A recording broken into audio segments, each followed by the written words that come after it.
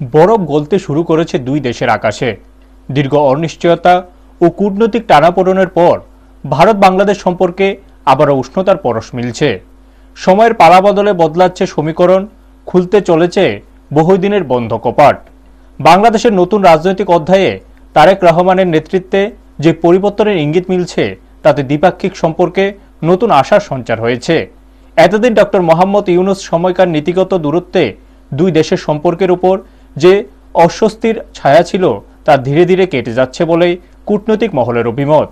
ভারত বরাবরই প্রতিবেশী নীতিকে অগ্রাধিকার দিয়ে এসেছে।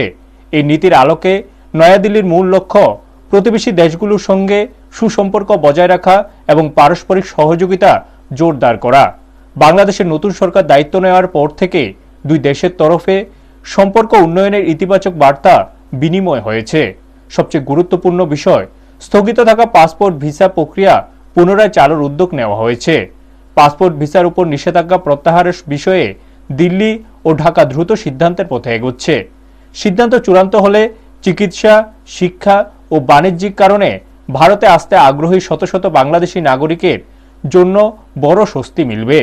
বিশেষ করে উন্নত চিকিৎসার জন্য দীর্ঘদিন ধরেই বহু বাংলাদেশি নাগরিক ভারতের বিভিন্ন রাজ্যে আসেন। ভিসা পরিষেবা চালু হলে সে যাতায়াত আরও স্বাভাবিক হবে। এর ফলে শুধু মানুষ মানুষের সম্পর্ক নয়, অর্থনৈতিক ও সাংস্কৃতিক যোগাযোগও নতুন গতি পাবে। সব মিলিয়ে ভিসা নিষেধাজ্ঞা প্রত্যাহার যদি বাস্তবে রূপ পায়, তবে এক লহমায় ভারত বাংলাদেশ সম্পর্ক নতুন উচ্চতায় পৌঁছতে পারে, এমনটাই মনে করছেন কূটনৈতিক বিশ্লেষকরা। ব্যুরো রিপোর্ট, নিউজ তৎকাল 24।